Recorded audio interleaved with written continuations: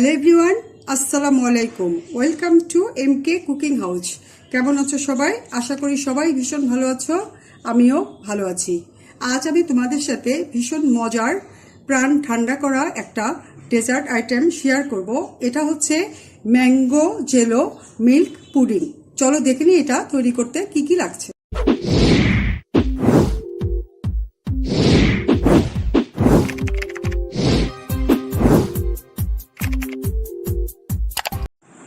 Mango jello milk pudding তৈরি করার জন্য প্রথমে আমি ম্যাঙ্গো জেলোটা তৈরি করব। তার জন্য আমি এখানে 3টা পাকা আম নিয়েছি, আর এই আমটা হলো আমার গাছের আম। দেখো কত সুন্দর, আর এই আমটা খেতেও অনেক টেস্টি। তো এটা দিয়েই আজকে আমি এই পুডিংটা তৈরি করব। প্রথমে আমার আমগুলো কেটে নিতে হবে, সেজন্য আমি আমের মুখগুলো আগে কেটে নিচ্ছি।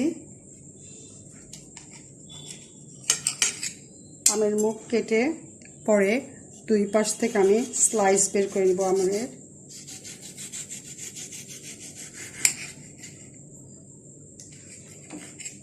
একদম পাকা টুসটুসে আম, এটা অনেক টেস্টি আর মিষ্টিও।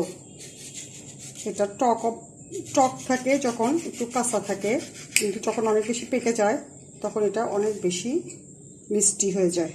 তো এইভাবে আমি সবগুলো আম আগে প্রথমে কেটে নিব। এইভাবে আমি এই চামচ দিয়ে দেখো অনায়াসে উঠে যাচ্ছে, কত সুন্দর। আমের ফ্লেভারে একদম মৌ মৌ করছে, মিষ্টি ফ্লেভার। এইভাবে আমি সবগুলো আমের স্লাইস থেকে আমগুলো বের করে নিচ্ছি। আমের পিউরিগুলো সব আমি বের করে নিয়েছি। এখন এটা আমি ব্লেন্ড করে নিব। তো তার আগে এটার ভিতর আমি দিব 2 টেবিল চামচ চিনি।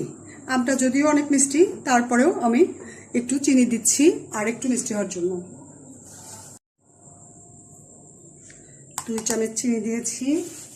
এখন এটার ভিতর দিব 1 চা চামচ আগার আগার পাউডার। এখন দিব সামান্য একটু পানি দিয়ে এটা আমি ব্লেন্ড করে নিব। আমের পিউরিটা আমি ব্লেন্ড করে নিয়েছি।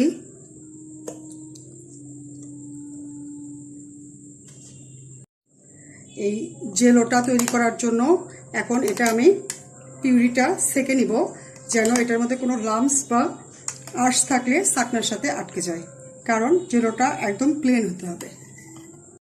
এখন আমি একটা ছাকনা নিয়েছি, ছাকনার মধ্যে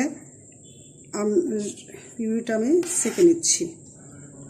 এটা অনেক ঘন, তাই ছাকনা দিয়ে চট করে ছাকা যাচ্ছে না, একদম চামচ দিয়ে নেড়ে নেড়ে আমি এটা পুরাটাই সেকে নেব।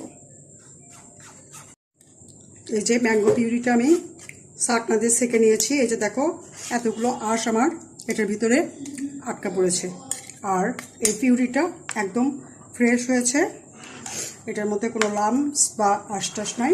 এখন আমি এটা চুলার মধ্যে জাল দেব। ম্যাঙ্গো পিউরিটা আমি চুলার উপরে দিয়েছি।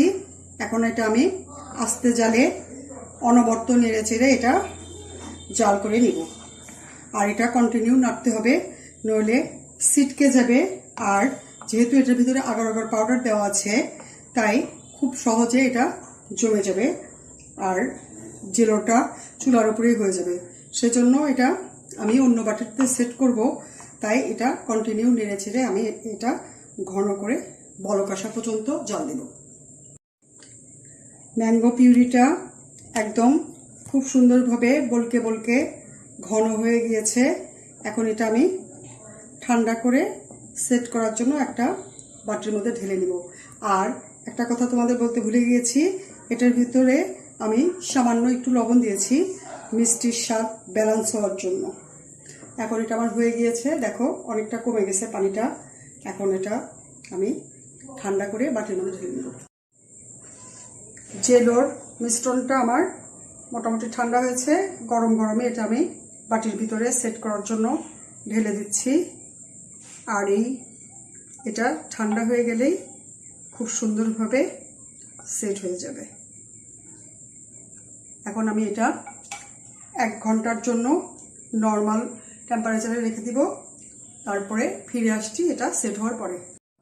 এই যে ঘন্টাখানেক পরে আমার ম্যাঙ্গো জেলোটা একদম সুন্দরভাবে সেট হয়েছে। দেখো একদম হাতে আর একটু লাগছে না। এখন আমি এটা ছোট ছোট কিউব করে কেটে নিব।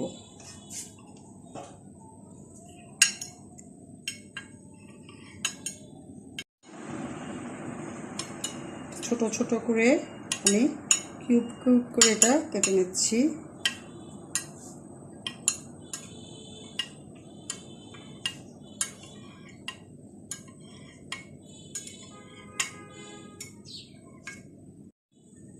এখন দেখো এটা চামচ দিয়ে বা চাকু দিয়ে একটু সরে দিলেই খুব সুন্দরভাবে এটা কিউব করে জেলোগুলো তৈরি হয়ে গেল। জেলোগুলো আমি কেটে একদম ছাড়িয়ে ছাড়িয়ে নিয়েছি। এখন এই জেলোগুলো আমি এখানে একটা কেকের মল্ড নিয়েছি, যে কোনো মল্ডে তোমরা এটা সেট করতে পারো। এটার মধ্যে আমি এখন এগুলো ঢেলে দেব।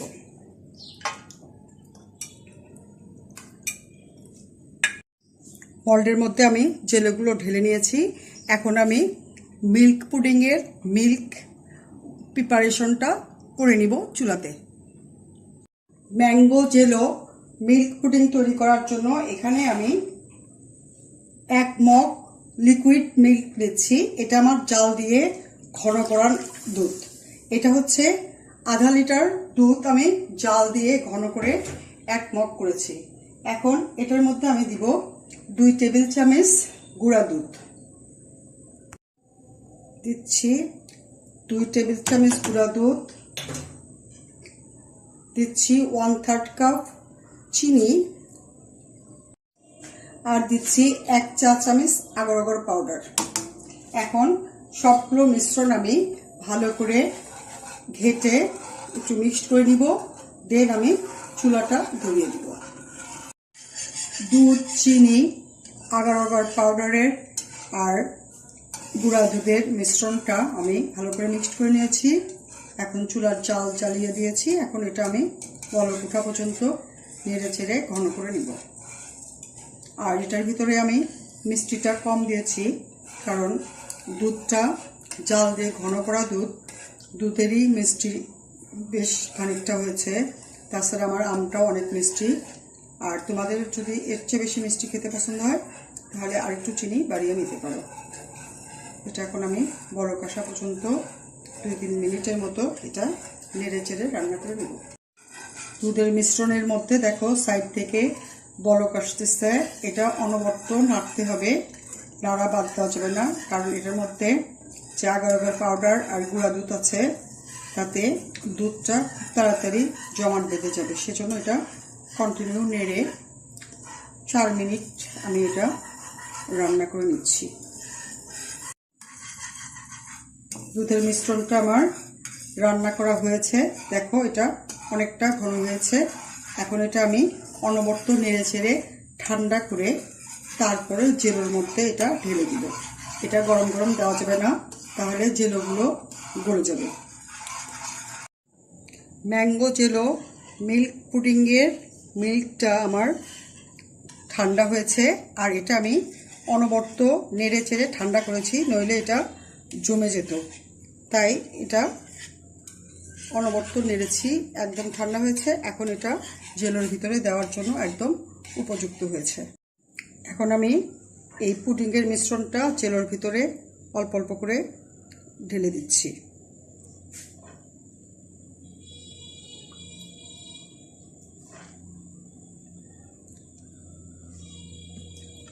মিশ্রণটা ঢেলে দিব আর এই জেলোগুলো একটু উপর দিকে উঠিয়ে দিব।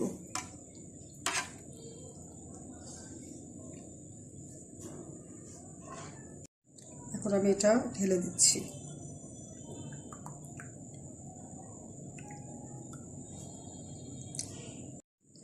সবগুলো মিশ্রণ আমি ঢেলে দিয়েছি। এখন আমি এই জেলোগুলো একটু নিচ থেকে উপরের দিকে উঠিয়ে দিচ্ছি, সমানভাবে চতুর্দিকে এটা ছড়িয়ে দিচ্ছি।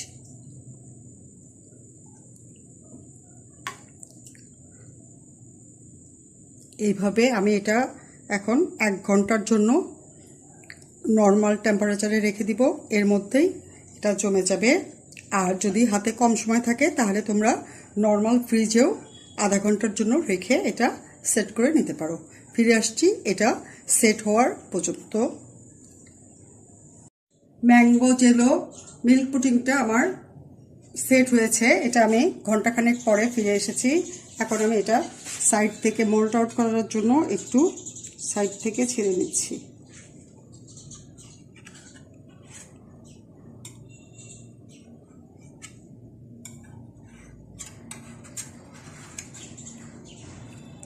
এখন এটার উপরে আমি একটা প্লেট দিয়ে পরে এটা ঢেলে নিব। প্লেটের উপরে আমি ঢেলে নিয়েছি। এই যে তৈরি হয়ে গেছে আমার খুবই সুন্দর ম্যাঙ্গো জেলো মিল্ক পুডিং। এখন আমি এটা কেটে দেখাচ্ছি। দেখো এটার ভিতরে কতটা সুন্দর হয়েছে।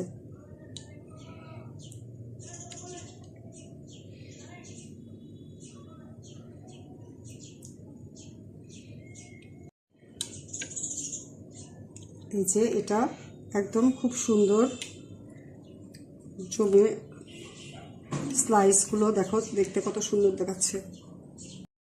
এই যে বন্ধুরা দেখো ম্যাঙ্গো জেলো মিল্ক পুডিংটা আমি কেটে নিয়েছি। দেখতে দেখো কত অসম্ভব সুন্দর দেখাচ্ছে, আর এটা খেতেও অসম্ভব মজার। এই গরমে, প্রচণ্ড গরমের মধ্যে প্রাণ ঠান্ডা করা ডেজার্ট আইটেম। তো দেখে নিলে এটা কিভাবে তৈরি করলাম। আর এখন বাজারে অ্যাভেলেবেল আম পাওয়া যায়, তো তোমরা আম নিয়ে মজা করে এই আমগুলো দিয়ে সুন্দর করে এই ডেজার্টটা বানিয়ে সবাই মিলে খেও। আর বন্ধুদের সাথে বেশি বেশি শেয়ার করো, কমেন্ট করো। আর যদি চ্যানেলে নতুন হও প্লিজ সাবস্ক্রাইব করো। আর যদি অলরেডি সাবস্ক্রাইব করে থাকো তাহলে অনেক অনেক ধন্যবাদ। সবাই ভালো থেকো। আল্লাহ হাফেজ।